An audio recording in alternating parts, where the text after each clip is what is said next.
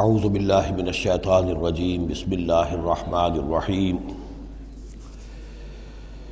یا ایہا الذین آمنوا لا تحرموا طیبات ما احل اللہ لکم ولا تعتدوا ان اللہ لا يحب المعتدین صدق اللہ العظیم۔ شرائع سماویہ میں کھانے پینے کی چیزوں میں حلت و حرمت، تحلیل و تحریم جو ہے یہ بہرحال ایک اہم موضوع ہے۔ یہ موضوع آپ کو یاد ہوگا سورہ بقرہ سے چل رہا ہے مسلسل، کہ مشرکانہ اوہام کی وجہ سے ان کے ہاں بہت سی چیزوں کے بارے میں نسل بعد نسل کچھ چیزیں ذہنوں میں بیٹھ گئی تھیں کہ یہ چیزیں حرام ہیں، اور یہ کہ اس قسم کی چیزیں جو ہیں پھر ذہنوں سے، دلوں سے، مزاجوں سے نکلنے میں بہت وقت لیتی ہیں اور بار بار جو ہے اس کی طرف توجہ دلانی پڑتی ہے۔ فرمایا یا ایھا الذین آمنوا، اہل ایمان، لا تحرموا طیبات ما احل اللہ لکم، نہ حرام ٹھہرا لو ان پاکیزہ چیزوں کو جنہیں اللہ نے تمہارے لیے حلال ٹھہرایا ہے، ولا تعتدوا، اور حد سے تجاوز نہ کرو۔ یہ بھی ہوتا ہے کہ کچھ لوگ اپنے تقویٰ کے جوش میں اور بہت زیادہ نیکی کے جذبے میں بھی بہت سی چیزیں کہ جو حلال ہیں ان کو اپنے اوپر حرام کر بیٹھتے ہیں۔ ان اللہ لا يحب المعتدین، یقیناً اللہ تعالی حد سے تجاوز کرنے والوں کو پسند نہیں کرتا۔ وَكُلُوا مِمَّا رَزَقَكُمُ اللَّهُ حَلَالًا طَيِّبًا، کھاؤ ان چیزوں میں سے جو تمہارے رب نے تمہیں دی ہیں، اللہ نے دی ہیں، جو حلال بھی ہیں طیب بھی ہیں، حلال ہوں قانونی طور پر، صاف ستھری ہوں، پاک ہوں۔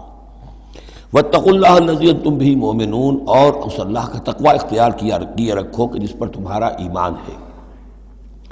لا یؤاخذکم اللہ باللغو فی ایمانکم، یہ قسموں کے سلسلے میں سورہ بقرہ میں بھی بات آئی تھی، اب آخری حکم آ رہا ہے۔ اللہ تعالیٰ مؤاخذہ نہیں کرے گا تم سے تمہاری قسموں میں سے جو لغو ہوتی ہیں، بغیر کسی مقصد کے، بغیر کسی ارادے کے، واللہ باللہ تکیہ کلام کے طور پر استعمال کرنا، جو عربوں کی خاص عادت تھی اور آج تک ہے۔ تو اس کو ظاہر بات ہے کوئی نہیں سمجھتا کہ یہ قسم کھا رہا ہے، یہ تو گویا کہ ان کا تکیہ کلام ہے، تو اس پر مؤاخذہ نہیں ہے۔ وَلَٰكِن يُؤَاخِذُكُم بِمَا عَقَّدتُّمُ الْأَيْمَانَ، لیکن اللہ مؤاخذہ کرے گا ان چیزوں پر کہ جو تم نے قسم باندھی ہے، عقدتم، اب اس میں تاخیر باب تفعیل ہے، پورے اہتمام کے ساتھ تم نے ایک بات طے کی ہے اور اس پر قسم کھائی ہے۔ فَكَفَّارَتُهُ، اب اگر ایسی قسم کو توڑنا ہو تو اس کا ایک کفارہ ہے۔ فَكَفَّارَتُهُ إِطْعَامُ عَشَرَةِ مَسَاكِينَ مِنْ أَوْسَطِ مَا تُطْعِمُونَ أَهْلِيكُمْ، اس کو کھانا کھلانا ہے 10 مساکین کو، محتاج کو، وہ اوسط کھانا کہ جو تم اپنے گھر والوں کو کھلاتے ہو۔ او کسوتہم، یا پھر ان کو کوئی کپڑا دینا ہے۔ او تحریر رقبہ، یا تیسری شکل یہ ہے کہ کسی غلام کو آزاد کرنا ہے۔ فمن لم یجد، اور اگر کسی کے پاس ان تینوں کی کوئی صورت موجود نہ ہو، کوئی بالکل فقیر ہے اور بالکل اس کے پاس کچھ نہیں ہے، مفلس ہے، فصیام ثلاثۃ ایام، تو 3 دن کے وہ روزے رکھے۔ ذالک کفارۃ ایمانکم اذا حلفتم، یہ کفارہ ہے تمہاری قسموں کا جب کہ تم وہ قسم کھا بیٹھو۔ واحفظوا ایمانکم، اور اپنی قسموں کی حفاظت کرو۔ کذالک، اس کا مطلب یہ نہیں کہ لازماً ان کو برقرار رکھو، یعنی کہ قسم اگر ایسی ہے کہ جو کھولنی ہے، توڑنی ہے، جذبات میں کھا بیٹھے ہیں تو کفارہ دو، یہ بھی اس کی حفاظت میں آ گیا۔ واحفظوا ایمانکم کذالک یبین اللہ لکم آیاتہ لعلکم تشکرون، اس طرح اللہ تعالیٰ تمہارے لیے اپنی آیات کو واضح فرما رہا ہے تاکہ تم شکر کرو، حق ادا کرو۔ یا ایھا الذین آمنوا، اب یہ شراب اور جوئے کے بارے میں بھی آخری حکم۔ یا ایھا الذین آمنوا انما الخمر والمیسر والانصاب والازلام رجس من عمل الشیطان فاجتنبوہ لعلکم تفلحون، اہل ایمان، یقیناً شراب اور جوا اور بت اور پانسے یہ سب گندے کام ہیں، شیطان کے عمل میں سے ہیں۔ فاجتنبوہ، تو اس سے بچ کر رہو، لعلکم تفلحون، تاکہ تم فلاح پاؤ۔ تو شراب اور جوا تو پہلے بھی آ چکا ہے، لیکن انصاب اور ازلام وہ تقسیم کرتے تھے پانسوں کے ذریعے سے اور پھر ازلام کے ذریعے سے، ان کا وہ بھی ایک جوئے کی قسم بن جاتی تھی۔ تو ان تمام چیزوں کو جو ہے رجس من عمل الشیطان قرار دیا۔ انما یرید الشیطان ان یوقع بینکم العداوۃ والبغضاء، یقیناً شیطان تو یہ چاہتا ہے کہ ان چیزوں کے ذریعے سے تمہارے اندر دشمنی اور بغض پیدا کر دے۔ یہ بہت اہم بات ہے کہ شراب کے نشے میں بھی انسان چونکہ اپنا ہوش اور شعور کھو بیٹھتا ہے، تو اب اسے کچھ معلوم نہیں کیا بکواس اس نے کی ہے، کیا کر رہا ہے، اس سے بھی یہ ہے کہ بہت سے جھگڑے شروع ہو جائیں گے، فساد شروع ہو جائے گا۔ آپ کو معلوم ہے کہ بہت بڑے بڑے راز جو ہیں اس زمانے میں، بڑی بڑی حکومتوں کے، امپائرز کے، سپر پاورز کے، وہ شراب کے نشے میں جو ہے وہ چرا لیے جاتے ہیں اور وہ راز نکل جاتے ہیں۔ تو اللہ تعالیٰ یہ ان چیزوں سے تمہیں بچانا چاہتا ہے، اور شیطان چاہتا ہے کہ تمہارے مابین عداوت اور بغض پیدا کر دے۔ اسی طریقے سے جوئے میں بھی چونکہ آدمی دیکھ رہا ہے، وہ اس نے ہارا، پھر کچھ اور ہارا، پھر کچھ اور ہارا، ایک وقت آتا ہے کہ پھر وہ برسٹ ہو جاتا ہے غصے میں اور وہ آگ بگولا ہو جاتا ہے، اس لیے کہ ظاہر بات ہے اسے نظر آ رہا ہے کہ جو مجھ سے جیت رہا ہے وہ کسی محنت کی وجہ سے نہیں جیت رہا ہے۔ اگر تو کوئی محنت ہو، کوئی کوشش ہو، کسی نے کمایا ہو، تو ظاہر بات ہے اسے انسان گرج نہیں کرتا کہ ٹھیک ہے اس نے محنت کی ہے اور اس نے مجھ سے یہ مزدوری لی ہے یا مجھ سے یہ کمائی حاصل کی ہے۔ لیکن یہ کہ ایک وقت آتا ہے کہ پھر جواری جو ہے وہ آپے سے باہر ہو جاتا ہے۔ انما یرید الشیطان ان یوقع بینکم العداوۃ والبغضاء فی الخمر والمیسر، شیطان تو یہ چاہتا ہے کہ اس شراب اور جوئے کے ذریعے سے تمہارے اندر، تمہارے مابین دشمنی اور بیر پیدا کر دے، اور اس سے بھی آگے وہ یصدکم عن ذکر اللہ وعن الصلاۃ، اور یہ کہ تمہیں روکے رکھے اللہ کی یاد سے اور نماز سے۔ یہ معاملہ بھی شراب کا تو بالکل واضح ہے، لیکن یہ کہ جوئے میں بھی یہ ہوتا ہے کہ ایک آدمی دفعہ اس میں لگ جائے تو پھر یہ ہے کہ وہاں سے نکلنا مشکل ہوتا ہے، جیسے تاش کا معاملہ ہے یا اور شطرنج ہے، یہ کھیل ایسے ہیں کہ جن کے اندر لگ کر پھر انسان جو ہے ان چیزوں سے غافل ہو جاتا ہے۔ فَهَلْ أَنْتُمْ مُنْتَهُونَ، تو اب باز آتے ہو یا نہیں؟ یہ انداز جو ہے یہ بڑا سخت ہے۔ اس میں پس منظر میں کیا ہے کہ تمہیں سب سے پہلی بات جو کہی گئی تھی، یسألونک عن الخمر والمیسر قل فیہما اسم کبیر ومنافع للناس واسمہما اکبر من نفعہما، تو تمہیں سمجھ لینا چاہیے تھا، اسی وقت بات آ جانا چاہیے تھا۔ جو رخ تھا اللہ تعالیٰ کی جو مصلحت تھی، شریعت کا جو رخ تھا وہ تو واضح ہو گیا تھا۔ خیر چلیے اس پر بھی تم نے نہیں مانا، پھر اگلا قدم ہم نے اٹھایا اور کہا کہ اگر شراب کے نشے میں ہو تو نماز کے قریب نہ جاؤ۔ اس سے تو پھر اب پوری طریقے سے واضح ہو جانا چاہیے تھا کہ دین کی اہم ترین چیز جو ہے وہ نماز ہے، صلاۃ و عماد الدین، دین کا ستون ہے، اور یہ جو شے ہے وہ ہمیں نماز سے روک رہی ہے، تو تمہیں چھوڑ دینا چاہیے تھا۔ بہرحال اب یہ کہ آخری بات ہماری طرف سے آ گئی ہے، فَهَلْ أَنْتُمْ مُنْتَهُونَ، تو اب بھی باز آؤ گے کہ نہیں؟ وَأَطِیعُوا اللَّهَ وَأَطِیعُوا الرَّسُولَ، اور اطاعت کرو اللہ کی اور اطاعت کرو رسول کی صلی اللہ علیہ وسلم، وَاحْذَرُوا، اور بچتے رہو۔ فَإِن تَوَلَّيْتُمْ فَاعْلَمُوا أَنَّمَا عَلَىٰ رَسُولِنَا الْبَلَاغُ الْمُبِينُ، اور اگر تم پھر جاؤ گے، پیٹھ موڑ لو گے، ہمارے اس حکم سے سرتابی کرو گے، فَاعْلَمُوا، تو جان لو، انما علی رسولنا البلاغ المبین، کہ ہمارے رسول پر تو ذمہ داری ہے صاف صاف پہنچا دینے کی۔ یہ حکم اللہ کا ہے، اللہ کا حکم پہنچانا رسول کے ذمہ تھا، رسول نے پہنچا دیا، اپنا کام کر دیا۔ اب معاملہ ہوگا اللہ کا اور تمہارا، اللہ تم سے نپٹے گا، تم سے حساب لے گا۔ یہ جو اب اگلی آیت آ رہی ہے، یہ بھی قرآن مجید کے فلسفہ، حکمت اور دین کی بڑی گہری باتوں کے ضمن میں بہت بنیادی آیت ہے، اور اس کا پس منظر یہ ہے کہ جب شراب کے بارے میں اتنا سخت انداز آیا کہ یہ رجسن، گندے کام ہیں، عمل شیطان میں سے ہیں، باز آتے ہو کہ نہیں، تو بہت سے مسلمانوں کو تشویش ہو گئی کہ ہم جو شراب پیتے رہے، اتنا عرصے تک پیتے رہے، یہ گندگی تو ہماری ہڈیوں میں بیٹھ گئی ہوگی۔ آج کا کوئی شخص کہے گا کہ میرا شاید کوئی سیل بھی نہ ہو جسم کا کہ جس میں شراب کے اثرات نہ پہنچ گئے ہوں، تو میں کیسے پاک ہوں گا؟ کس طریقے سے یہ چیز جو ہے اب یہ گندگی میرے جسم میں سے دھلے گی؟ تو یہ تشویش جو ہے اس کو رفع کرنے کے لیے، جیسے تحویل قبلہ کے وقت تشویش ہو گئی تھی کہ 16 مہینے جو ہم نے نمازیں پڑھی، اگر اصل قبلہ تھا کعبہ اور ہم نمازیں پڑھتے رہے بیت المقدس کی طرف رخ کر کے، تو وہ نمازیں تو ضائع ہو گئیں، اور نماز ہی تو ایمان ہے۔ وما کان اللہ لیضیع ایمانکم، نہیں اللہ تعالیٰ تمہارے ایمان کو ضائع کرنے والا نہیں ہے۔ ایسے ہی یہاں ان کی دلجوئی کے لیے فرمایا، لیس علی الذین آمنوا وعملوا الصالحات جناح فیما طعموا، ان لوگوں پر جو ایمان لائے اور جنہوں نے نیک عمل کیے، کوئی گناہ نہیں ہے اس میں جو کچھ پہلے کھا پی چکے۔ کسی شے کی حرمت کے قطعی حکم کے آنے سے پہلے جو کچھ کھایا پیا گیا، جبکہ اس کی حرمت کا اعلان نہیں ہوا تھا، تو اس کا کوئی گناہ ان پر نہیں رہے گا، یہ کوئی ان کی ہڈیوں میں بیٹھ جانے والی شے نہیں ہے۔ یہ مورل لا ہے، یہ فزیکل لا نہیں ہے۔ فزیکل لا میں تو ہوتا ہے کہ کچھ چیزوں کے اثرات جو ہیں وہ دائمی ہو جاتے ہیں، مورل لا میں تو یہ ہے کہ بڑے سے بڑا گناہ ہو، کوہ احد جتنے گناہ ہوں، صدق دل سے توبہ کی جائے، سب صاف ہو جائیں گے۔ التائب من الذنب کمن لا ذنب لہ، گناہ سے حقیقی معنی میں توبہ کرنے والا بالکل ایسے ہے جیسے اس نے کبھی گناہ کیا ہی نہیں تھا، وہ تو نامہ اعمال جو ہے بالکل دھل جاتا ہے۔ لہذا اس تشویش کو اپنے قریب مت آنے دو۔ لیس علی الذین آمنوا وعملوا الصالحات جناح فیما طعموا، اب جو آ رہا حصہ، اذا اتقوا وآمنوا وعملوا الصالحات ثم اتقوا وآمنوا ثم اتقوا واحسنوا واللہ یحب المحسنین، جب تک کہ وہ تقوی کی روش اختیار کیے رکھیں اور ایمان لائیں اور نیک عمل کریں، پھر اور تقوی میں بڑھیں اور ایمان لائیں، پھر اور تقوی میں بڑھیں اور درجہ احسان پہ فائز ہو جائیں۔ واللہ یحب المحسنین، اور اللہ تعالیٰ محسنوں سے محبت کرتا ہے۔ یہ تین درجے ہیں اصل میں۔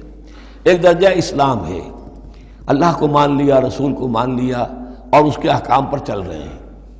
ایک اس سے اوپر کا درجہ آ جاتا ایمان، کہ وہ یقین کے درجے میں قلب میں وہ ایمان اتر گیا ہو اب، اور جب یہ ایمان قلب کے اندر اتر گیا ہے، وَلَٰكِنَّ اللَّهَ حَبَّبَ إِلَيْكُمُ الْإِيمَانَ وَزَيَّنَهُ فِي قُلُوبِكُمْ، تو اب انہی اعمال میں، نماز پہلے بھی پڑھ رہا تھا، اب نماز کی اور شان ہوگی، اس کی بھی اور کیفیت ہوگی، اس کی زندگی کے اندر ایک نیا رنگ آ جائے گا۔ صبغۃ اللہ ومن احسن من اللہ صبغہ۔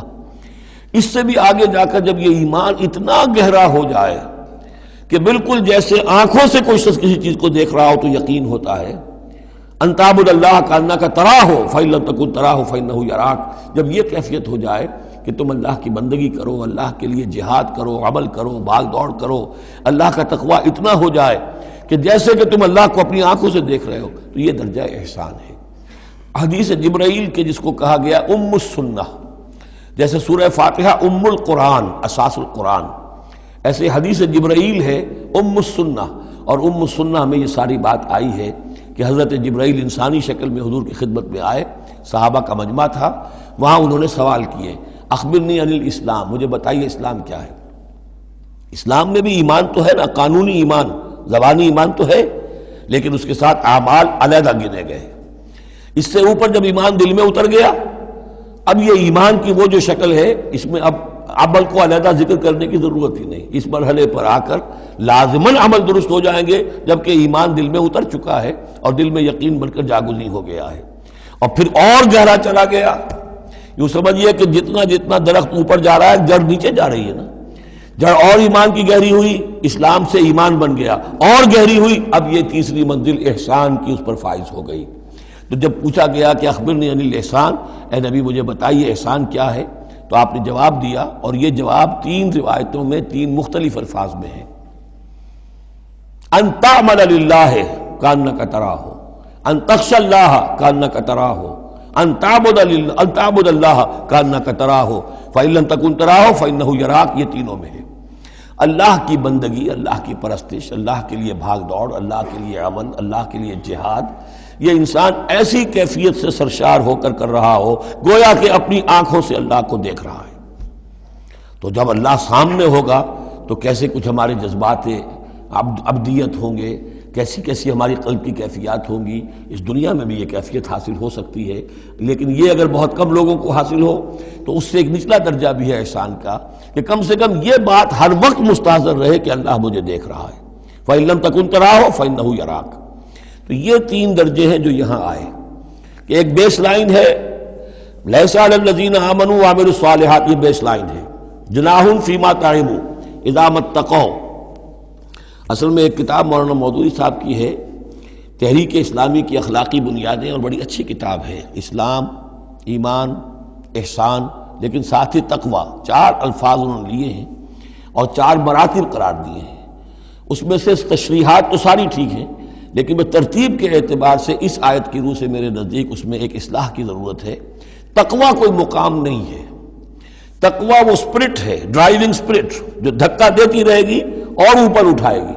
چنانچہ تقوی کی یہاں کی تکرار ہو رہی ہے کہ بیس لائن سے تقوی نے اوپر آپ کو کیا، اب آپ اذا ما اتقوا وآمنوا وعملوا الصالحات، آپ کے ایمان اور عمل صالح میں اور رنگ پیدا ہو گیا۔ ثم اتقوا، پھر تقوی اور بڑھا، تقوی نے آپ کو اور اوپر اٹھایا۔ ثم اتقوا وآمنوا، پھر اب وہ ایمان، یقین والا ایمان حاصل ہو گیا۔ اب یہاں عمل صالح کے علیحدہ ذکر کی ضرورت ہی نہیں، جب دل میں ایمان اتر گیا تو حضور نے فرمایا کہ الا ان فی الجسد مضغۃ اذا صلحت صلح الجسد كلہ واذا فسدت فسد الجسد کلہ، تو اس کے حوالے سے اب پورا کا پورا جسم ٹھیک ہو جائے گا۔ ثم اتقوا، پھر تقویٰ اور ہے تو اس کے نتیجے میں وَأَحْسَنُوا، درجہ احسان پر فائز ہو جائے انسان۔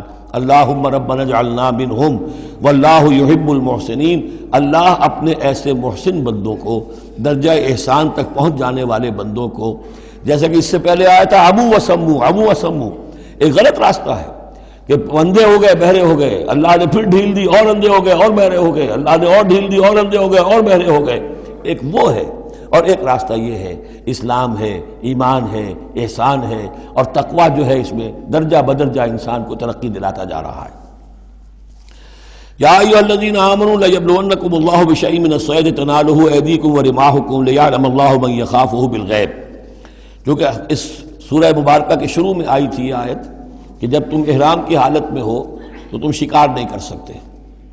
تو اب اللہ تعالیٰ کی ایک سنت ہے، وہ آزماتا ہے، سخت ترین امتحان لیتا ہے۔ فرض کیجئے کہ ایک قافلہ جا رہا ہے بیچارے حاجیوں کا، اور انہوں نے احرام باندھا ہوا ہے، کوئی شے نہیں ہے، کھانے کے لیے کچھ نہیں ہے، لیکن اب جو ہے ہرن صاحب جو ہے اٹکیلیاں کرتے ہوئے قریب آ رہے ہیں، اور وہ پکڑ نہیں سکتے، قتل نہیں کر سکتے، احرام میں ہیں، بھوک بھی ہے، لیکن یہ کہ چاہے تو ذرا سا نیزہ مارے تو ہرن کو پکڑ کو جو ہے وہ شکار کر لیں، یا ویسے ہی بھاگ کر پکڑ لیں، لیکن یہ کہ اس کی اب ان کو اجازت نہیں ہے۔ تو اللہ تعالیٰ ایسا کرتا تھا، فرمایا یا ایھا الذین آمنوا، اہل ایمان، لیبلونکم اللہ، لازماً اللہ تمہیں آزمائے گا، بشیء من الصید، شکار کے ذریعے سے، تنالہ ایدیکم ورماحکم، جن کو کہ پا لیں گے آسانی سے تمہارے ہاتھ اور تمہارے نیزے، لیعلم اللہ من یخافہ بالغیب، تاکہ اللہ دیکھ لے کہ کون ہے وہ لوگ کہ جو غیب میں ہوتے ہوئے بھی اللہ سے ڈرتے رہتے ہیں، کہ موقع ہے، بھوک بھی ہے، ہرن بھی بالکل پاس ہے، بالکل قابو میں ہے، جیسے چاہے شکار کر لے، لیکن ہاتھ بندھے ہوئے ہیں، اس لیے کہ احرام باندھا ہوا ہے۔ تو جس کے دل میں ایمان ہوگا وہ اپنی بھوک کو برداشت کرے گا، اللہ کے حکم کو نہیں توڑے گا۔ فمن اہتدی بعد ذلک، اب کسی سے غلطی ہو گئی، تجاوز کر بیٹھا، بھوک کا غلبہ زیادہ تھا، فلہ عذاب علیم، اس کے لیے دردناک عذاب ہے۔ البتہ یہ کہ آگے چل کر اس کے لیے ایک کفارہ بھی بتا دیا گیا ہے۔ یا ایھا الذین آمنوا لا تقتلوا الصید وانتم حرم، دیکھو اہل ایمان، جب تم احرام کی حالت میں ہو تو کسی شکار کو قتل مت کرو۔ ومن قتلہ منکم، تو جو کوئی تم میں سے انہیں قتل کر بیٹھے، شکار کر بیٹھے، جان سے مار بیٹھے، متعمدن، جان بوجھ کر، فجزاء مثل ما قتل من النعم، تو پھر اس کا کفارہ ہوگا ویسا ہی ایک حیوان، ویسا ہی ایک چوپایا اللہ کی راہ میں صدقہ کیا جائے، اور وہ اس کا گویا کہ کفارہ بنا دیا جائے۔ کیسا ہے کہ اگر آپ نے ہرن مارا ہے تو پھر بکری یا بھیڑ، نیل گائے اگر مار لی ہے تو پھر گائے، اسی طریقے سے جس قسم کا، جس سائز کا اور جس اسٹیچر کا آپ نے وہ حیوان جو ہے شکار کیا، اسی کا اسے برابر کا چوپایا دینا ہوگا۔ فجزاء مثل ما قتل من النعم یحکم بہ ذوی عدل منکم، دو آدمی تمہارے جو ہوں معتبر، وہ چاہیے کہ وہ اس کی گواہی دے کہ ہاں یہ جانور جو اس نے شکار کیا ہے یہ اس کے برابر ہو جائے گا۔ ہدیم بالغ الکعبہ، اور یہ ہدی ہوگی اب یہ جانور، کعبے تک اس کا پہنچنا ہے، کعبے کی نظر ہوگا یہ، او کفارۃ، یا پھر اس کا ایک کفارہ اور بھی ہے، طعام و مساکین، کچھ مساکین کو کھانا کھلانا، صدقہ فطر کے حساب سے ہے یہ جو فقہا نے لکھا ہے، او عدل ذالک صیامن، یا اتنے ہی روزے رکھنا۔ وہ بھی دیکھنا ہوگا کہ جانور جو تھا، بکری تھی، ہرن تھا، کتنے آدمی اس کو کھا سکتے تھے، اتنے آدمیوں کو کھانا کھلاؤ، یا پھر اتنے دن کے جو ہے وہ عدل ذالک صیامن روزے رکھو، لیذوق وبال امرہ، تاکہ وہ اپنے کیے کا کی سزا جو ہے وہ پالے۔ عفا اللہ عما سلف، اللہ معاف کر چکا ہے جو کچھ کے پہلے ہو چکا۔ ومن عادا، لیکن جو پھر ابھی دوبارہ کرے گا، اعادہ کرے گا، فینتقم اللہ منہ، تو اللہ تعالیٰ اس سے انتقام لے گا۔ واللہ عزیز الانتقام، اور یقیناً اللہ تعالیٰ زبردست ہے، انتقام لینے والا، بدلہ لینے والا۔ احل لکم صید البحر وطعامہ متاعا لکم، البتہ یہ کہ اگر کشتیوں کے ذریعے سے، جہازوں کے ذریعے سے حاجی لوگ آ رہے ہوں تو ان کے لیے چھوٹ ہے، وہ احرام کی حالت میں بھی جو مچھلی ہے اس کا شکار کر سکتے ہیں۔ احل لکم صید البحر، سمندر کا، دریا کا جو شکار ہے وہ تمہارے لیے حلال کیا گیا، وطعامہ متاعا لکم وللسیارہ، اور اس کا جو دریا کا کھانا ہے وہ تمہارے لیے بہت اچھا جو ہے فائدے کی چیز ہے اور سب مسافروں کے لیے۔ اور آج آپ کو معلوم ہے کہ یہ سی فوڈ جو ہے یہ دنیا میں کس قدر یعنی اب معروف بھی ہے، محبوب بھی ہے، مقبول بھی ہے، اور بہت سی برائیوں سے اور بیماریوں سے بچانے والا بھی ہے۔ سی فوڈ یہ تو اب ایک بڑا سمجھیے کہ پوری دنیا کے اندر غذا کا ایک نیا خزانہ ہے کہ جو سامنے آیا لوگوں کے۔ تو فرمایا وَطَعَامُهُ مَتَاعًا لَكُمْ وَلِلسَّيَّارَةِ، اس کا جو طعام ہے جو سمندر کے اندر اللہ نے پیدا کیا ہوا ہے، مچھلیاں ہیں یا اور کوئی اسی طریقے کی اللہ نے تمہارے لیے کھانے کی چیزیں پیدا کی ہیں۔ وَحُرِّمَ عَلَيْكُمْ صَيْدُ الْبَرِّ مَا دُمْتُمْ حُرُمًا، لیکن خشکی پر شکار کرنا تمہارے لیے جب تک کہ تم احرام میں ہو حرام کر دیا گیا۔ وَاتَّقُوا اللَّهَ الَّذِي إِلَيْهِ تُحْشَرُونَ، اور اللہ کا تقوی اختیار کیے رکھو جس کی طرف کہ تمہیں لازماً جمع کر دیا جائے گا، لے جائے جاؤ گے گھیراؤ کر کے۔ جعل اللہ الکعبۃ البیت الحرام قیاما للناس، اللہ تعالیٰ نے کعبے کو جو بیت الحرام ہے، بزرگی والا گھر ہے، اسے لوگوں کے قیام کا باعث بنا دیا ہے۔ والشہر الحرام، اور شہر حرمت والا شہر بھی اللہ تعالیٰ نے معین کیا ہے۔ والہدیہ، اور قربانی کے جانور، ان کا بھی ذکر ہو چکا ہے اس سورت کے شروع میں۔ والقلائد، اور وہ جانور جن کے گلوں میں پٹے ڈال دیے گئے ہوں نشانی کے طور پر کہ یہ کعبے کے لیے ہدی کے جانور ہیں، یہ سب اللہ تعالیٰ کی طرف سے ہے، اس کی توثیق ہو رہی ہے۔ یعنی یہ کوئی تمہاری جاہلیت کی روایات نہیں ہے، یہ چیزیں جو ہیں کعبے کی حرمت اور عظمت، اسی طریقے سے شہر حرام، اسی طریقے سے ہدی کے جانور، اور وہ کہ جن کے گلوں میں پٹے پڑے ہوئے ہوں ہدی کے جانور ہونے کے اعتبار سے۔ ذالک لتعلموا ان اللہ یعلم ما فی السماوات و ما فی الارض، یہ اس لیے کہ تم اچھی طرح جان لو کہ اللہ تعالیٰ کو آسمانوں اور زمین کی ہر شے کا علم حاصل ہے۔ ان اللہ بکل شیء علیم، اللہ تعالیٰ ہر چیز کا علم رکھتا ہے۔ اس کے مقابلے میں 4 چیزیں آئیں گی جو ان کے ہاں حرام ہو گئی تھی، ان کو پھر کہا جا رہا کہ اس کے لیے کوئی سند نہیں ہے کتاب میں موجود، وہ بعد میں آئیں گی۔ اعلموا ان اللہ شدید العقاب، جان لو کہ اللہ تعالیٰ سزا دینے میں بہت سخت ہے۔ وان اللہ غفور الرحیم، اور اللہ غفور اور رحیم بھی ہے، یعنی اس کی تو دونوں شانیں ہیں۔ اب تم دیکھو کہ تم اپنے آپ کو کس شان کے ساتھ متعلق کر رہے ہو، کس کا مستحق بنا رہے ہو، اس کی عقوبت کا یا اس کی رحمت اور مغفرت کا۔ ما علی الرسول الا البلاغ، ہمارے رسول پر سوائے پہنچا دینے کی کوئی ذمہ داری نہیں، باقی ساری ذمہ داری اب تمہاری ہے۔ واللہ یعلم ما تبدون وما تکتمون، اور اللہ جانتا ہے جو کچھ کہ تم ظاہر کرتے ہو اور جو کچھ کہ تم چھپاتے ہو۔ قل لا يستوي الخبيث والطيب، اے نبی کہہ دیجئے ناپاک اور پاک برابر نہیں ہو سکتے۔ ولو اعجبك کثرت الخبیث، چاہے ناپاک شے کی کثرت جو ہے وہ تمہاری آنکھوں کو اچھی لگے۔ آدمی تو چاہتا ہے بہتات ہونی چاہیے بس ہر چیز کی، ناجائز حرام سے آیا ہوا مال ہو جمع ہو گیا ہے اچھا لگے گا آپ کو، ہے خبیث ہو۔ تو خبیث اور طیب برابر نہیں ہو سکتے، چاہے کثرت جو ہے خبیث کی وہ جو آنکھوں کو چکا چوندھ تو کرتی ہے، نظر کو خیرہ کرتی ہے، چمک تہذیب حاضر کی۔ فاتقوا اللہ یا اولی الالباب لعلکم تفلحون، تو اللہ کا تقوی اختیار کرو اے ہوش مندو تاکہ تم فلاح پاؤ۔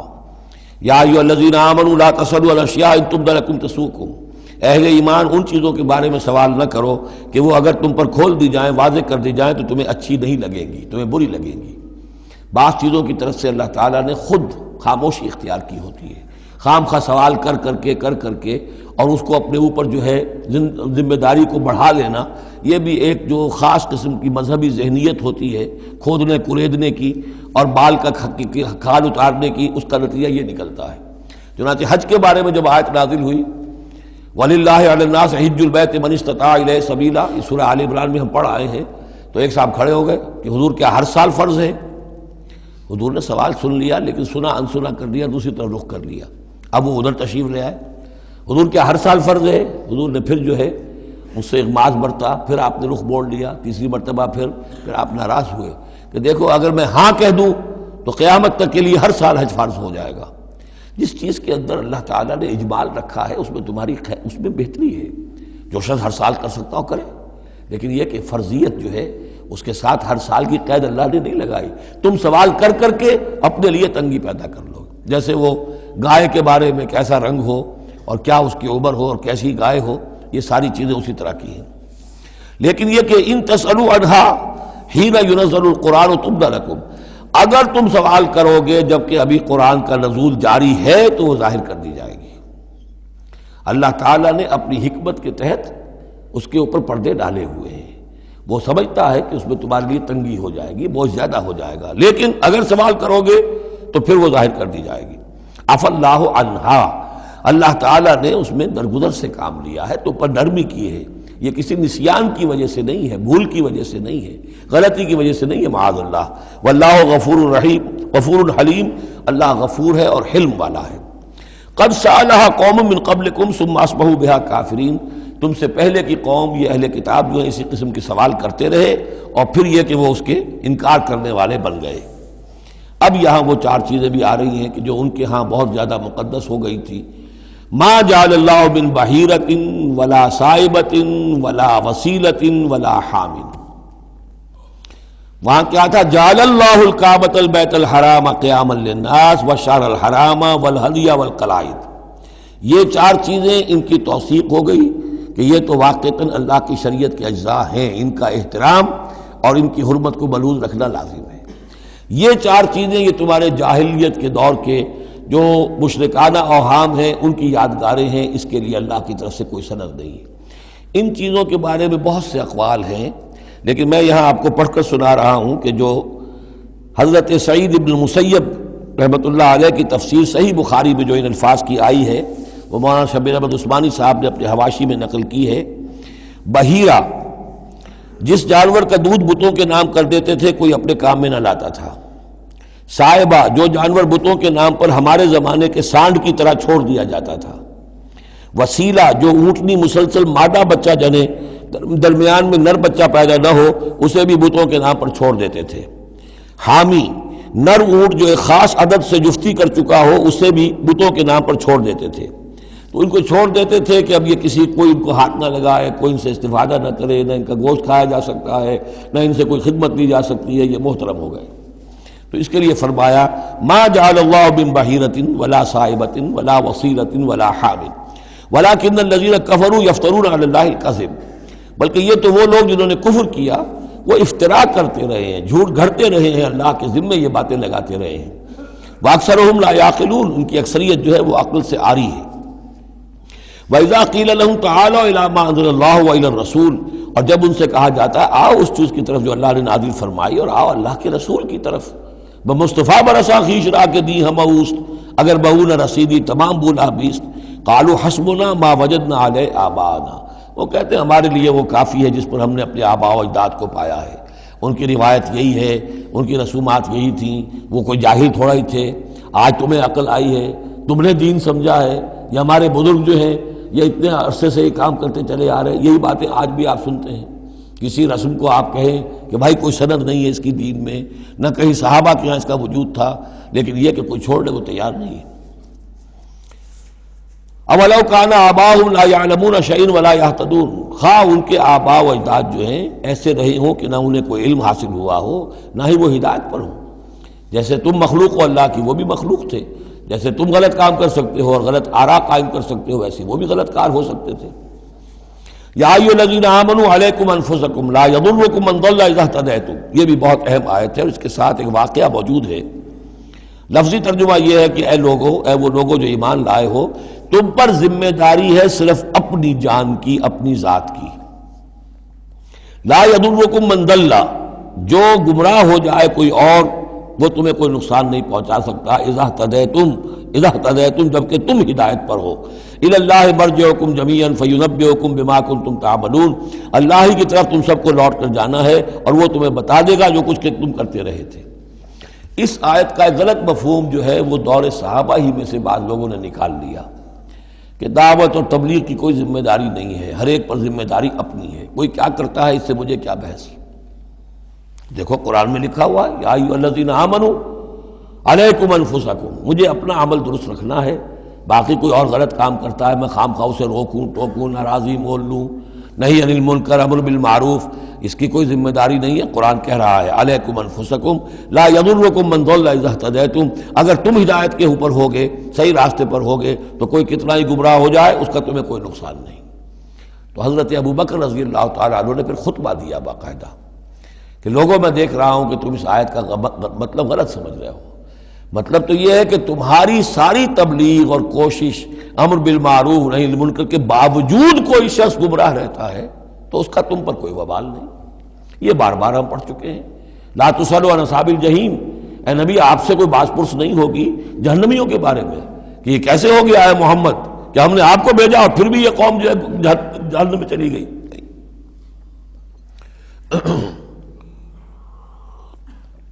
لیکن جہاں تک دعوت، تبلیغ، نصیحت، نہی عن المنکر، امر بالمعروف، یہ فرائض میں سے ہے. یہ فرض ساقط نہیں ہوتا اس آیت کی روح سے، بلکہ تمہاری ساری کوشش کے باوجود اب کوئی شخص ہے، والد ہے، بچہ فرض کیجئے اس کا کہیں آوارہ ہو گیا ہے، اپنی امکانی حد تک کوشش کیے جا رہا ہے، نہیں بچہ راستے پر آ رہا، تو ظاہر بات ہے کہ اللہ کے ہاں اگر اس نے پوری کوشش کی ہے، جد و جہد کی ہے، کوئی کوتاہی نہیں چھوڑی ہے اس میں، تو اب اس کا وبال اس پر تو نہیں آئے گا. لیکن اپنا فرض ادا کرنا لازم ہے. یا ایھا الذین آمنوا علیکم انفسکم لا یضرکم من ضل اذا اہتدیتم الی اللہ مرجعکم جمیعا فینبئکم بما کنتم تعملون. تو تم سب کو لوٹ کر جانا ہے اللہ ہی کی طرف اور پھر وہ تمہیں جتلا دے گا جو کچھ کہ تم کرتے رہے تھے. یا ایھا الذین آمنوا شہادۃ بینکم اذا حضر احدکم الموت حین الوصیۃ اثنان ذوی عدل منکم. اہل ایمان تمہارے مابین شہادت کا نصاب، جبکہ تم میں سے کسی کی موت کا وقت آ جائے اور وہ وصیت کر رہا ہو تو دو معتبر اشخاص کا ہونا چاہیے. جو وصیت کر رہا ہے، اور ظاہر بات ہے کہ وصیت 1/3 سے زیادہ میں نہیں ہو سکتی، لیکن کسی کی زیادہ بڑی جائیداد ہے تو 1/3 کی بات بھی تو بڑی ہو سکتی ہے. تو وصیت کے وقت 2 گواہ ضرور بنا لو کہ یہ وصیت کی گئی. او آخران من غیرکم، اور وہ جو گواہ ہیں وہ تمہارے لوگوں میں سے ہونے چاہیے، خاندان میں سے، اس آبادی میں سے، قبیلے میں سے، جو معروف ہوں، جانتے ہوں. او آخران من غیرکم، لیکن ایک شکل ہو سکتی ہے ان انتم ضربتم فی الارض، اگر تم زمین میں سفر پر نکلے ہوئے ہو اور وہاں موت کی، فاصابتکم مصیبت الموت، وہاں سفر کی حالت میں تم پر موت کا یہ واقعہ جو ہے یہ واقع ہو جاتا ہے، یہ مصیبت موت واقع ہو جاتی ہے. اس صورت میں او آخران من غیرکم، تو 2 گواہ ہو سکتے ہیں، وہ تمہارے غیر بھی ہو سکتے ہیں، کسی غیر قوم کے، غیر قبیلے کے. لیکن یہ کہ بہرحال جب عام حالات میں اپنے گھر میں، اپنی بستی میں، اپنے خاندان ہی میں رہتے ہوئے جب کہ کوئی شخص انتقال کر رہا ہے تو اسے وصیت میں گواہ اپنے لوگوں میں سے، رشتہ داروں میں سے، قرابت داروں میں سے 2 معتبر آدمیوں کو بنانا چاہیے.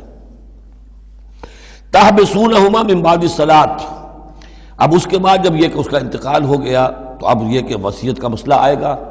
لوگ پوچھیں گے کیا واقعی یہ وصیت جو ہے اس شخص کی ہے؟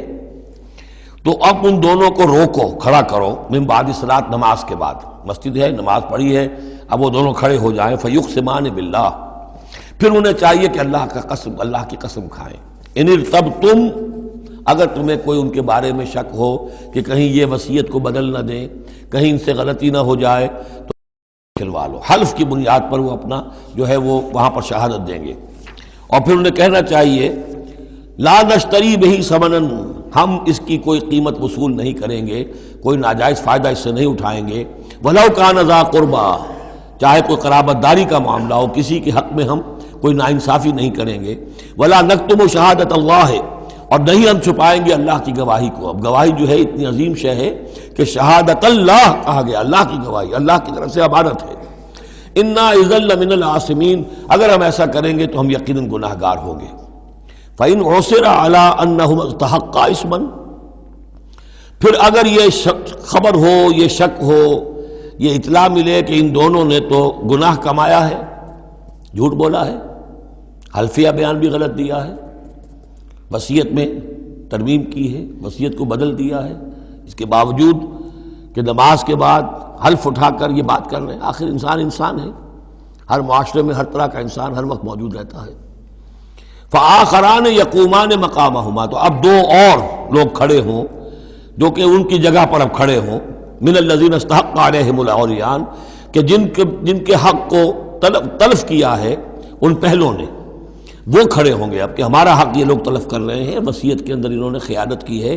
فیقسمان باللہ، اب وہ قسم کھائیں گے اللہ کی، لشہادتنا احق من شہادتہما، ہماری گواہی زیادہ حق ہے، برحق ہے، صحیح ہے، درست ہے ان کی گواہی سے، وما اعتدینا، اور ہم نے ہرگز کوئی زیادتی نہیں کی ہے، انا اذا لمن الظالمین، یقیناً اس صورت میں ہم ظالم ہوں گے۔ ذالک ادنیٰ، یہ طریقہ کار قریب تر ہے اس سے، ان یاتوا بالشہادۃ علی وجہہا، کہ لوگ شہادت کو بالکل صحیح فیس ویلیو پر پیش کریں، کیونکہ انہیں یہ معلوم ہوگا کہ ہم نے جھوٹی قسم کھا بھی لی، تب بھی جو دوسرا فریق ہے وہ بھی اگر قسم اٹھا گیا تو ہماری وہ جھوٹی قسم جو ہے وہ بھی ضائع ہو جائے گی، لہذا وہ پھر اس کی ہمت نہیں کریں گے۔ یہی معاملہ ہے کہ جو آئے گا، اگر کوئی کسی شخص کو اپنی بیوی کے اوپر شک ہے، شک کیا، اس نے دیکھا ہے بدکاری کرتے ہوئے، تو اگر 4 مرتبہ قسم کھا کر کہے کہ جو میں کہہ رہا ہوں میں نے دیکھا ہے اور اس نے یہ بدکاری کی ہے، تو وہ 4 گواہوں کے برابر ہو جائے گی ایک شخص کی گواہی۔ لیکن یہ کہ اس کا جواب بھی یہ ہے کہ بیوی بھی اگر 4 مرتبہ قسم کھا کر کہہ دے کہ یہ جھوٹ بول رہا ہے، مجھ پر تہمت لگا رہا ہے، تو اس کی جو گواہی ہے وہ ساقط ہو جائے گی۔ تو یہ دونوں طرف سے اللہ تعالیٰ نے بیلنس کیا ہے کہ تاکہ یہ دونوں امکانات موجود رہیں۔ ذالک ادنیٰ ان یاتوا بالشہادۃ علی وجہہا، یہ قریب تر ہے، اس سے مناسب تر ہے کہ لوگ گواہی جو ہے وہ صحیح شکل میں پیش کریں، اور یخافوا ان ترد ایمان بعد ایمانہم، کہ انہیں یہ خوف رہے کہ قسمیں جو ہے لوٹا دی جائیں گی، الٹی کر دی جائیں گی ان کی قسموں کے بعد۔ واتقوا اللہ واسمعوا، اور ڈرتے رہو اور سنتے رہو اور سن رکھو، واللہ لا یہدی القوم الفاسقین، اللہ ایسے فاسقوں کو ہدایت نہیں دیتا۔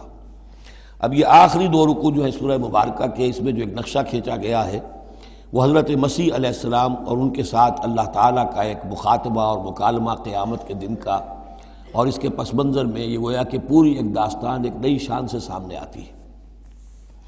یوم یجمع اللہ الرسل، اس دن کا تصور کرو جس دن اللہ تعالیٰ تمام رسولوں کو جمع کرے گا۔ فیقول ماذا اجبتم، اور پوچھے گا آپ لوگوں کو کیا جواب ملا تھا، آپ کی قوموں نے کیا معاملہ کیا آپ کے ساتھ۔ قالوا لا علم لنا، وہ کہیں گے ہمیں کچھ معلوم نہیں، اللہ تعالیٰ کی جناب میں زبان کھولنے سے بچیں گے۔ انک انت علام الغیوب، اللہ تو سب کچھ جاننے والا ہے، غیبوں کا جاننے والا ہے، علام الغیوب ہے، تمام چھپی باتوں کا جاننے والا ہے، تیرے تجھ پر منکشف ہے۔ اذ قال اللہ یا عیسی ابن مریم، اب خاص پیشی جو ہے وہ ہو رہی ہے حضرت عیسیٰ ابن مریم کی، وہ دنیا میں پوجے گئے، اللہ کے بیٹے بنائے گئے، ثالث و ثلاثہ قرار دیے گئے، لہذا اب ان کو جو شرمندگی اٹھانی پڑے گی اللہ تعالیٰ کے سامنے، اس کا نقشہ کھینچا گیا ہے۔ اذ قال اللہ یا عیسی ابن مریم اذکر نعمتی علیک، اور جب کہے گا اللہ تعالیٰ کہ اے مریم کے بیٹے عیسیٰ ذرا میرے ان انعامات کو یاد کرو جو تم پر ہوئے، وعلی والدتک، اور تمہاری والدہ پر ہوئے، اذ ایدتک بروح القدس، جبکہ میں نے تمہیں مدد پہنچائی، تائید کی تمہاری روح القدس سے، جبرائیل کے ذریعے سے، تکلم الناس فی المہد وکہلا، تم نے گفتگو کی لوگوں کے ساتھ، بگھوڑے میں بھی، گود میں بھی، انفینسی میں بھی، اور کہلن، اور پوری طریقے سے جوان اور پورے طریقے سے ایک ایڈلٹ کی حیثیت سے بھی۔ وَإِذْ عَلَّمْتُكَ الْكِتَابَ وَالْحِكْمَةَ وَالتَّوْرَاةَ وَالْإِنْجِيلَ، اب وہ الفاظ آگے آل عمران والے، اور یاد کرو ہمارے اس احسان کو جب میں نے تمہیں سکھائی کتاب بھی اور حکمت بھی، یعنی تورات بھی اور انجیل بھی، درمیان کا واو یعنی کے معنی میں آئے گا، واو تفسیر۔ وَإِذْ تَخْلُقُ مِنَ الطِّينِ كَهَيْئَةِ الطَّيْرِ بِإِذْنِي، اور یاد کرو جب کہ تم بناتے تھے گارے سے پرندے کی ایک شکل میرے حکم سے، فَتَنفُخُ فِيهِ فَتَكُونُ طَيْرًا بِإِذْنِي، پھر تم اس میں پھونک مارتے تھے تو وہ ایک اڑتا ہوا پرندہ ہو جاتا تھا میرے حکم سے۔ وَتُبْرِئُ الْأَكْمَحَ وَالْأَبْرَصَ بِإِذْنِي، اور تم اچھا کر دیتے تھے مادرزاد اندھے کو بھی اور کوڑھی کو بھی میرے حکم سے۔ وَإِذْ تُخْرِجُ الْمَوْتَىٰ بِإِذْنِي، اور جب کہ تم مردے کو کھڑا کر دیتے تھے، چلنے والا بنا دیتے تھے، بِإِذْنِي، میرے حکم سے۔ وَإِذْ كَفَفْتُ بَنِي إِسْرَائِيلَ عَنْكَ، اور یاد کرو میرے اس احسان کو کہ میں نے بنی اسرائیل کے ہاتھ روک لیے تم سے، ان کے ہاتھ تم تک نہیں پہنچنے دیے۔ یہ وہی واقعہ ہو گیا کہ حضرت مسیح گرفتار نہیں ہوئے، حضرت مسیح کو عین اس وقت جب کہ وہ پولیس والے داخل ہوئے باغ میں، 4 فرشتے اترے ہیں اور لے کر آسمان پر چلے گئے۔ وَإِذْ كَفَفْتُ بَنِي إِسْرَائِيلَ عَنْكَ، میں نے ہاتھ روکے رکھے بنی اسرائیل کے تجھ سے۔ اِذْ جِئْتَهُم بِالْبَيِّنَاتِ، جب تم ان کے پاس آئے کھلے معجزوں کے ساتھ۔ فَقَالَ الَّذِينَ كَفَرُوا مِنْهُمْ، تو کہا ان لوگوں نے جنہوں نے ان میں سے کفر کیا، إِنْ هَذَا إِلَّا سِحْرٌ مُبِينٌ، نہیں ہے یہ تو بالکل کھلا یقیناً، إِنْ هَذَا إِلَّا، نہیں ہے یہ مگر کھلا جادو۔ وَإِذْ أَوْحَيْتُ إِلَى الْحَوَارِيِّينَ، اور پھر ذرا یاد کرو میرے اس احسان کو کہ میں نے اشارہ کر دیا، دل میں ڈال دیا وحی کی حواریین کی طرف۔ یہ وحی خفی، حواریین کو ظاہر بات ہے وحی جلی جو ہے، وحی نبوت تو نہیں آ سکتی، لیکن جیسے کہ شہد کی مکھی کے لیے وحی کا لفظ آ گیا ہے، آسمانوں کو وحی کی اللہ تعالیٰ نے، تو یہ وحی خفی ہے۔ وَإِذْ أَوْحَيْتُ إِلَى الْحَوَارِيِّينَ، اور جب میں نے اشارہ کیا، الہام کر دیا حواریین کو، ان آمنوا بی وبرسولی، ایمان لاؤ مجھ پر بھی اور میرے رسول پر بھی۔ قالوا آمنا واشہد بأننا مسلمون، اور انہوں نے کہا کہ ہم ایمان لائے اور اے عیسیٰ آپ بھی گواہ رہیے کہ ہم اللہ کے فرما برداروں میں سے ہیں۔ اذ قال الحواریون، اور ذرا یاد کرو اس واقعے کو جب کہ حواریین نے یہ کہا، یا عیسی ابن مریم، اے عیسیٰ مریم کے بیٹے، حل تستطیع ربک، کیا آپ کے رب کو یہ قدرت حاصل ہے، ان ینزل علینا مائدۃ من السماء، کہ ہم پر آسمان سے ایک دسترخوان اتر آئے۔ قال اتقوا اللہ ان کنتم مؤمنین، تو عیسیٰ نے کہا کہ اللہ کا تقوی اختیار کرو اگر تم ایمان رکھتے ہو، ایسی دعائیں نہیں کرنی چاہیے، ایسے مطالبے نہیں کرنے چاہیے۔ قالوا نرید ان ناکل منہا، انہوں نے کہا نہیں، ہم چاہتے ہیں کہ آسمان سے ایک خوان اترے اور اس میں ہمارے لیے غذا ہو اور ہم اس میں سے کھائیں۔ وَتَطْمَئِنَّ قُلُوبُنَا، اور ہمارے دل بالکل مطمئن ہو جائے۔ یعنی وہ ایسی بات ہو گئی جیسے حضرت ابراہیم نے کہا تھا ارنی کیف تحیی الموتیٰ، اس طرح کا کوئی مشاہدہ وہ بھی مانگ رہے تھے۔ وَنَعْلَمَ، اور ہمیں یہ معلوم ہو جائے پوری طریقے سے، ان قد صدقتنا، کہ آپ نے جو باتیں بھی ہم سے کہی ہیں بالکل سچی ہیں، کسی شک و شبے کی کوئی گنجائش نہیں۔ وَنَكُونَ عَلَيْهَا مِنَ الشَّاهِدِينَ، اور ہم ان تمام باتوں پر پورے گواہ بن جائیں، ہمیں وہ یقین کامل حاصل ہو جائے کہ پھر ہم آپ کی جانب سے جب تبلیغ کریں لوگوں کے اندر تو ہمارے اپنے دل میں کہیں کسی شک و شبے کا کوئی کانٹا چبھا ہوا باقی نہ رہ گیا ہو۔ قال عیسی ابن مریم، تو اس پر حضرت عیسیٰ ابن مریم نے دعا کی، اللہم ربنا انزل علینا مائدۃ من السماء، اے اللہ، اے ہمارے رب، اتار دے ہم پر ایک دسترخوان، ایک خوان بھرا ہوا آسمان سے، تکون لنا عیدن، وہ ہمارے لیے ایک عید بن جائے گا، جشن کی بات ہو جائے گی، آسمان سے خاص تیرے ہاں سے کھانا ہمارے لیے آئے، لأولنا وآخرنا، ہمارے پہلوں کے لیے بھی پچھلوں کے لیے بھی، وآیۃ منک، اور ایک نشانی بن جائے گی تیری جانب سے، وارزقنا، اور ہمیں رزق عطا فرما، وانت خیر الرازقین، اور یقیناً تو بہترین رزق دینے والا ہے۔ قال اللہ نے جواباً ارشاد فرمایا، انی منزلها علیکم، ٹھیک میں نازل کر دوں گا وہ تم پر، فمن یکفر بعد منکم، لیکن پھر اس کے بعد جو کوئی کفر کی روش اختیار کرے گا، فانی اعذبہ عذابا لا اعذبہ احدا من العالمین، تو پھر اس کو میں وہ عذاب دوں گا جو تمام جہانوں میں کسی اور کو نہیں دوں گا۔ یعنی جب اس طرح کا خرق عادت کوئی چیز دکھا دی جائے، کھلا معجزہ، پھر رعایت نہیں ہوتی۔ چنانچہ قوموں کا معاملہ یہی تھا، قوم سمود نے مطالبہ کیا حضرت صالح علیہ السلام سے کہ ابھی اس چٹان میں سے ایک گابن جو اونٹنی برآمد ہو جانی چاہیے، وہ اونٹنی جو ہے برآمد ہو گئی، لیکن اب رعایت نہیں تھی۔ اب اگر ایمان نہیں لاؤ گے تو اب کہہ دیا گیا چند دن ہے تم بسو گے، اب اس کے بعد ختم ہو جاؤ گے۔ اس لیے کہ اس قسم کی نشانیاں دکھانے کے بعد پھر وہ رعایت نہیں رہتی، مہلت ختم ہو جاتی ہے۔ یہ بات بہت تفصیل سے آئے گی سورہ شعراء میں کہ اے نبی، یہ جو آپ سے نشانیاں مانگ رہے ہیں اور ہم نہیں دکھا رہے، یہ ان کی خیر خواہی میں، اگر جس قسم کی نشانی یہ مانگ رہے ہیں وہ ہم دکھا دیں گے تو ان کی مہلت ابھی ہمیں ختم کرنی ہوگی، پھر ان کو مزید رعایت نہیں دی جا سکے گی۔ اور اس قسم کے معجزے دیکھ کر پہلے بھی کوئی ایمان نہیں لایا، نہ یہ لائیں گے۔ اندر جو فساد ہے نیت کا، وہ کہاں انہیں ماننے دے گا۔ نہ قوم صالح نے مانا، حالانکہ ان کو اپنی نگاہوں کے سامنے انہوں نے ایسا معجزہ دیکھ لیا۔ حضرت عیسیٰ کے معجزوں کو یہودیوں نے نہیں مانا، جادو قرار دیا۔ تو معجزے سے ایمان تو کوئی لایا نہیں، سوائے وہ جادوگر جو تھے حضرت موسیٰ علیہ السلام سے جن کا مقابلہ ہوا تھا۔ باقی یہ کہ عام قوم جو ہے، فرعون تو ایمان نہیں لایا، فرعون کے جو درباری ہیں وہ ایمان نہیں لائے۔ تو اس لیے یہ جو ہوتا ہے کہ اگر کوئی اس قسم کی نشانی دکھا دی جائے تو یہ اصل میں پھر لوگوں کے لیے اس اعتبار سے ان کے خلاف جا پڑتی ہے کہ ابھی اللہ کچھ اور مہلت دیتا، کچھ اور ڈھیل دیتا، کچھ اور لوگ سمجھ لیتے، کچھ اور لوگوں کو ایمان کی توفیق مل جاتی اور وہ سلسلہ بند ہو جاتا ہے۔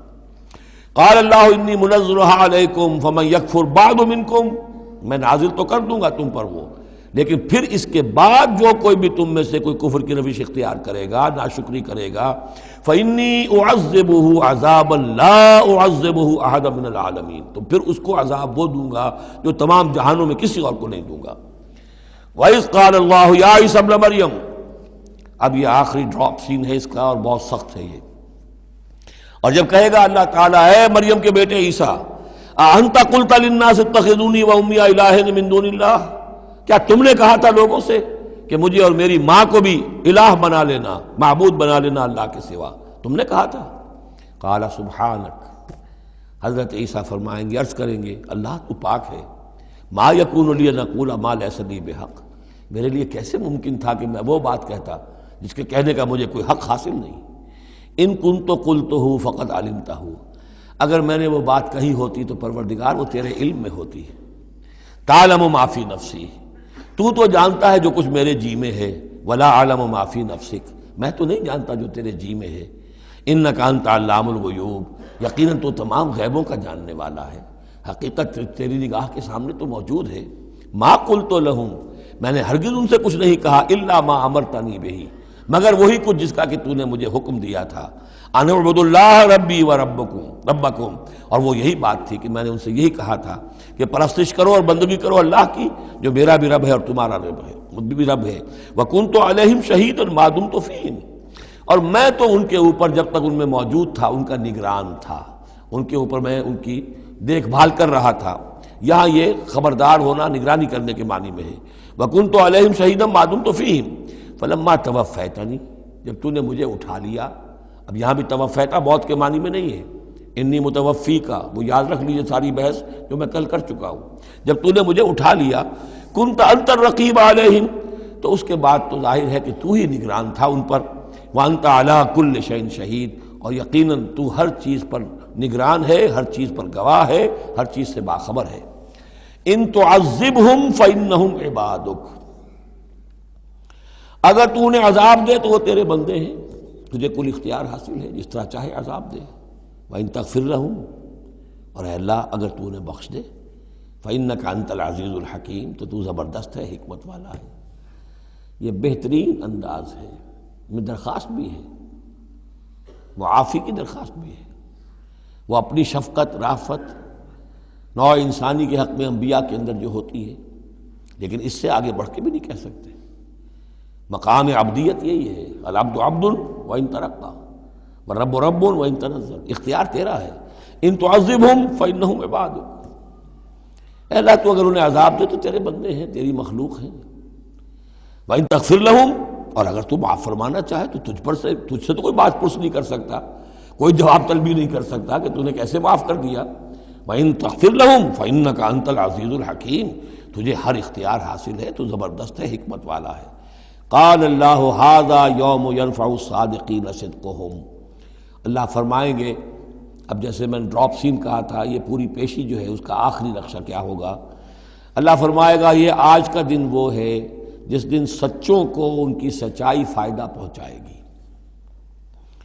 قال اللہ ھذا یوم ینفع الصادقین صدقہم، ان کا صدق ان کے حق میں مفید ہوگا۔ لہم جنات تجری من تحتہا الانہار خالدین فیہا ابدا، ان کے لیے باغات ہیں جن کے دامن میں ندیاں بہتی ہوں گی، ان میں وہ ہمیشہ ہمیشہ رہیں گے، فیہا ابدا۔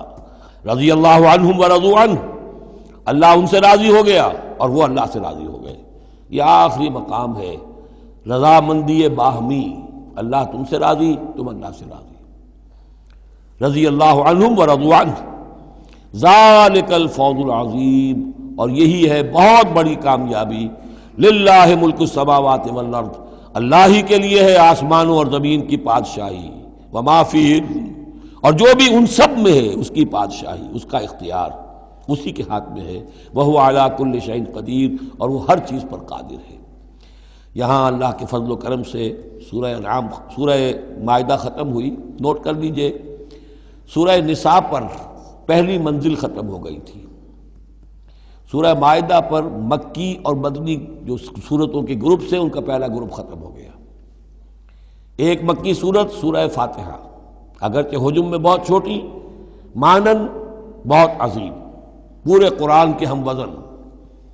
وَلَقَدْ آتَيْنَاكَ سَبْعًا مِّنَ الْمَثَانِي وَالْقُرْآنِ الْعَظِيمِ، یہ سورہ ہجر میں آیت پڑھیں گے اور اس کے بارے میں یہی رائے ہے مفسرین کی کہ یہ سورہ فاتحہ کے بارے میں، لیکن چار یہ عظیم ترین صورتیں جو ہیں جو مدنیات ہیں، بقرہ، آل عمران، نساء اور مائدہ، اور دو دو کے جوڑوں کی شکل میں۔ ان کا عمود کیا تھا؟ ایک تو شریعت آسمانی مکمل، نمبر دو اس میں اہل کتاب سے گفتگو، رد و قضا، ان پر الزام، انہیں دعوت، وہ سارا جو کچھ تھا، ان کی غلط باتوں پر تنقید، ان کی غلط عقائد کی نفی، ان کی تاریخ کے اندر جو جو اہم واقعات ہیں ان کا تذکرہ، پھر اس کے نتیجے میں ان کا معزول کیا جانا اس منصب سے جس پر وہ 2000 برس سے فائز تھے، امت محمد صلی اللہ علیہ وسلم کا فائز کیا جانا، یہ بھی آخری درجے میں اس گروپ میں یہ بات مکمل ہو گئی۔ اگلا گروپ چونکہ چند منٹ ابھی ہمارے پاس ہے، نوٹ کر لیجئے تاکہ کل ہمیں اس پہ وقت صرف نہ کرنا پڑے۔ اگلا گروپ میں نے پہلے ہی دن آپ کو بتایا تھا کہ اس اعتبار سے بڑا متوازن ہے، اس میں 2 سورتیں مکی ہیں، 2 مدنی ہیں۔ الانعام الاعراف مکیات، الانفال التوبہ مدنیات۔ ان میں جو تقسیم ہے، جو مکیات ہیں اور مدنیات ہیں اس گروپ کی، اس میں سارا معاملہ ہے مشرکین عرب کے ساتھ۔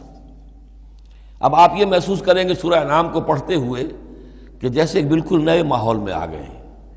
ہم 4 روز سے جو پڑھ رہے تھے سورہ بقرہ، سورہ آل عمران، سورہ نساء، سورہ مائدہ، منافقین سے باتیں اور یہودیوں سے، نصارہ سے، ان سے، اب یہاں جو ہے ساری باتیں ہوں گی مشرکین عرب سے۔ یہ مکی صورتیں ہیں۔ ابھی وہاں نفاق نہیں تھا، منافقت کا کوئی ذکر بھی نہیں ملے گا آپ کو۔ ابھی اہل کتاب کا تذکرہ تو آپ کو مل جائے گا سورہ انعام کے اندر، سورہ اعراف میں، لیکن کوئی ان سے گفتگو نہیں، کوئی براہ راست خطاب نہیں۔ تو میں نے اس کے لیے اپنے ذہن میں ایک چیز رکھی ہوئی ہے کہ یہ 2 جنتیں ہیں قرآن مجید کے اندر، وَلِمَنْ خَافَ مَقَامَ رَبِّهِ جنتان۔ ایک قرآن مجید کی مکی جنت ہے، ایک قرآن مجید کی مدنی جنت ہے۔ مدنی جنت کی ہم سیر کر رہے تھے، یہ 4 دن سے ہم یہ 4 صورتیں جو پڑھ رہے تھے، یہ در حقیقت یہ مدنی قرآن ہے، مدنی جنت ہے، اس کی ہم نے سیر کی ہے۔ اب مکی قرآن میں ہم داخل ہوں گے، اور اس میں یہ جو 2 صورتیں ہیں یہ حضور کے جو قیام مکہ کا دور ہے اس کے تقریباً آخری زمانے کی ہے۔ یہ گویا کہ اس اعتبار سے مشرکین جو تھے عرب کے اور جو بنی اسماعیل تھے ان پر اتمام حجت اسی طور سے جس طور سے کہ اہل کتاب پر اتمام حجت ہے ان مدنی صورتوں میں، اسی طور پر مشرکین عرب پر، بنی اسماعیل پر اتمام حجت ان 2 صورتوں میں ہے۔ پھر ان میں ایک بڑی پیاری تقسیم ہے۔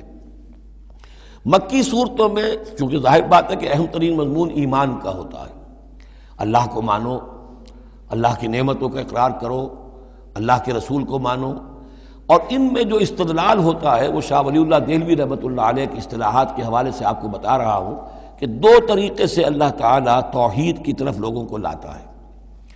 التذکیر بآلاء اللہ، اللہ کے احسانات، اللہ کی عظمت، اللہ کی نشانیاں، اللہ کی قدرت، اللہ کی صنائیاں، یہ تو آیات آفاقیہ، آیات انفسیہ، اور اللہ کے احسانات تم پر، ان کی نعمتوں کا تذکرہ، اس کو کہتے ہیں التذکیر بآلاء اللہ، اللہ کے احسانات اور اس کی قدرت کے جو کرشمے ہیں ان کے حوالے سے یاد دہانی، تذکیر۔ اللہ تعالیٰ کا ایمان ہمارے اندر ہے، ڈورمنٹ ہے، بالقوہ ہے، سویا ہوا ہے، اسے جگانے کے لیے یہ آیات قرآنیہ آتی ہیں، اسے ایکٹیویٹ کرنے کے لیے وہ پوٹینشیل ایمان ایکچوئل ایمان بن جائے، لیکن اس کے لیے تذکیر ہے، یاد دہانی۔ اس تذکیر کا ایک پہلو ہے التذکیر بآلاء اللہ، اللہ کی نعمتوں، اس کی صنائیوں، اس کی قدرتوں کے حوالے سے اللہ کے ایمان کی دعوت۔ ایک ہے التذکیر بایام اللہ، اللہ کے دنوں کے حوالے سے۔ اللہ کے دنوں میں سب سے بڑے دن وہ ہیں جن میں اللہ تعالیٰ نے بڑی بڑی قوموں کو تہس نہس کر دیا۔ پوری قوم نوح غرق کر دی گئی، پوری قوم عاد برباد کر دی گئی، نسیا منسیہ، پوری قوم سمود ختم کر دی گئی، چند ساتھی اہل ایمان اور وقت کے رسول بچا لیے گئے۔ ایک کشتی پر حضرت نوح اور ان کے ساتھی، محدود چند اہل ایمان، باقی پوری نوع انسانی اس وقت تک اتنی ہی تھی، ختم ہو گئی۔ اس طرح قوم عاد پوری ختم ہو گئی، حضرت ہود اور چند لوگ بچا لیے گئے۔ قوم سمود پوری ختم ہو گئی، حضرت صالح اور چند اہل ایمان بچا لیے گئے۔ قوم شعیب پوری ختم ہو گئی، مدین کے لوگ، صرف حضرت شعیب اور ان کے چند ساتھی بچا لیے گئے۔ عمورہ اور صدوم کی بستیاں برباد کر دی گئیں، صرف حضرت لوط علیہ السلام اور ان کی بیٹیاں وہاں سے نکل سکی ہیں، باقی پوری قوم ختم ہو گئی۔ تو یہ ایام اللہ، آل فرعون غرق کر دیے گئے۔ یہ اللہ کی سنت رہی ہے کہ جب بھی کبھی اس نے کسی قوم کی طرف رسول کو بھیجا، نبی نہیں، رسول، جب رسول بھیج دیا گیا اب اگر قوم نے رسول کو رد کر دیا تو پھر اس کے ساتھ رعایت نہیں ہے، پھر وہ قوم ختم کر دی جائے گی، گویا کہ ثابت ہو گیا ان میں کوئی خیر نہیں ہے۔ جیسے آپ کسی باغ میں سے پتے وتے جھاڑ جھکاڑ جمع کر کے آگ لگا دیتے ہیں تو گویا کہ یہ دنیا کے باغ کے اندر اب یہ جھاڑ جھکاڑ ہے، ان میں کوئی خیر رہا ہی نہیں۔ نبی کے رسول کے آنے کے بعد بھی یہ لوگ جو ہیں ان کی آنکھیں نہیں کھلی تو معلوم ہوا کہ اب ان کے اندر کوئی خیر نہیں ہے، تو ان کو ختم کر دیا جائے اور زمین کو پاک کر دیا جائے، یہ زمین کا بوجھ ہے، زمین کے لیے گندگی ہے، پاک کر دیا جائے۔ یہ ایام اللہ ہے جن کا ذکر قرآن مجید میں بار بار آتا ہے۔ اس کے علاوہ ایام کا معاملہ پھر ایک ابتدا ہے، ازل کے اندر کیا ہوا ہے وہ بھی تو یوم ہی ہے نا، ٹائم کے حوالے سے، اور پھر کیا ہوگا ابد میں، آخرت میں کیا ہوگا۔ یہ جو ہے سلسلہ تخلیق اور ازلی حقائق، اور پھر یہ کہ بعث بعد الموت، اور پھر کیا ہونا ہے عالم برزخ میں، اور پھر کیا ہونا ہے عالم آخرہ میں، اور پھر کیا ہوگا وہاں پر اصحاب جنت بھی ہوں گے، اصحاب جہنم بھی ہوں گے، اور وہ بھی ہوں گے کہ درمیان میں ہوں گے۔ تو یہ تمام چیزیں جو ہیں یہ آئیں گی سورہ اعراف کے اندر۔ تو یہ تقسیم ہے توحید کے موضوع پر، یہ دونوں صورتیں بہت جامع، لیکن اول سورہ انعام کے اندر التذکیر بآلاء اللہ، اور ثانیاً سورہ اعراف اس میں آئے گی التذکیر بایام اللہ، اس کا سب سے بڑا مضمون جو ہے وہ اس پر مشتمل ہے۔ انشاءاللہ تعالی کل ہم اس کا مطالعہ شروع کریں گے، اور اس کے بارے میں ایک روایت یہ بھی ہے اس سورہ انعام کے بارے میں کہ یہ پوری سورت ایک ہی وقت میں نازل ہوئی ہے۔ سورہ بقرہ کی آیات مختلف اوقات میں نازل، سورہ مائدہ اسی طریقے سے، لیکن یہ سورت پوری کی پوری بیک وقت نازل ہوئی ہے، اور الفاظ یہ آتے ہیں کہ 70,000 فرشتوں کے جلوں میں حضرت جبرائیل علیہ السلام اس سورت کو لے کر اترے ہیں، اور یہ پوری سورہ انعام ایک ہی نشست میں، یوں سمجھیے ایک ہی تنزیل کے اندر یہ جوں کی تو اسی طرح پوری کی پوری اتری ہے۔ بارک اللہ لی ولکم فی القرآن العظیم ونفعنی وإیاکم بالآیات والذکر الحکیم۔